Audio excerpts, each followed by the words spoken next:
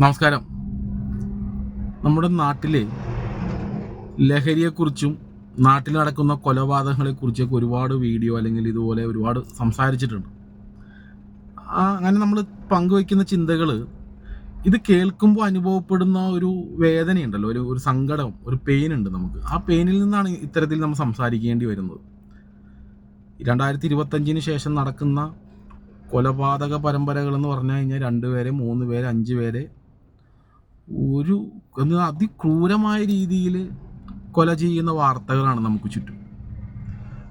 സത്യത്തിൽ ചില സമയങ്ങളിൽ ഈ വാർത്താ ചാനലുകളാണ് കൂടുതൽ കാണാൻ ആഗ്രഹിക്കുന്നതും കാണുന്നതും. ചിലപ്പോൾ അത് കാണരുതെന്ന് തന്നെ തോന്നും. ഓരോ ദിവസവും ഓരോരോ വ്യത്യസ്തങ്ങളായ വാർത്തകളാണ്, വ്യത്യസ്തങ്ങളായ കൊലപാതകങ്ങളും വ്യത്യസ്തമായ ലഹരിയുടെ കാര്യങ്ങളുമാണ് സംസാരിച്ചുകൊണ്ടിരിക്കുന്നത്.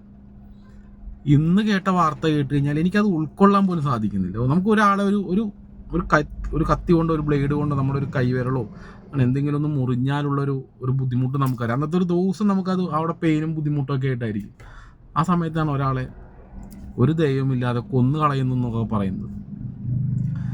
ഇന്ന് 12 വയസ്സുള്ള കുട്ടി, ഒരു കുഞ്ഞിനെ, അല്ലേ, എനിക്കത് ചിന്തിക്കാൻ പറ്റണില്ല. എന്താണ് ഈ നാട്ടിൽ നടക്കുന്നതെന്നാണ്. 12 വയസ്സുള്ളൊരു കുഞ്ഞ്, എനിക്ക് അത് പറയുമ്പോൾ ഇതാണ് ഞാൻ വീണ്ടും ഒരു പെയിനാണ്, നമുക്കൊരു സങ്കടമാണ്.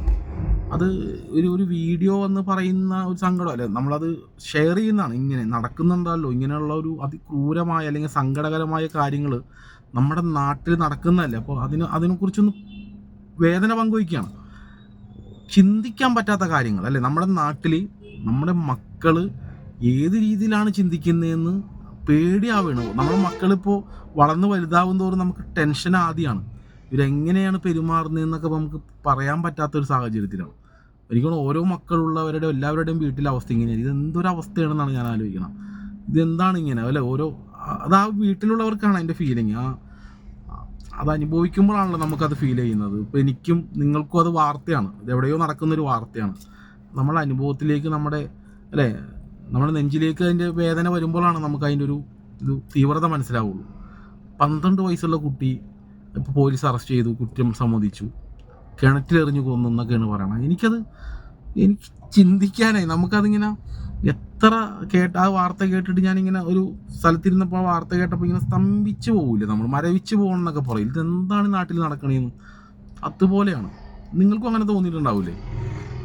വല്ലാത്തൊരു സാഹചര്യത്തിലാണ് നമ്മളുടെ നാട്, അല്ലെങ്കിൽ വല്ലാത്തൊരു രീതിയിലാണ് നമ്മുടെ നാട് പോയിക്കൊണ്ടിരിക്കുന്നത്. ഇതിപ്പോൾ എത്ര നാളിപ്പോൾ പോലീസിൻ്റെ അന്വേഷണം, ലഹരിക്കെതിരെയുള്ള ഭയങ്കരമായ അന്വേഷണങ്ങൾ, ഇത് എത്ര നാളുണ്ടാവും? ഇത് ഒരു നിലം തൊടാതെ അല്ലെങ്കിൽ ഒരു തരത്തിൽ പിന്നോട്ട് പോകാണ്ട് മുഴുവൻ സമയവും ഇതനുസരിച്ചിട്ട് മുന്നോട്ട് പോകണം.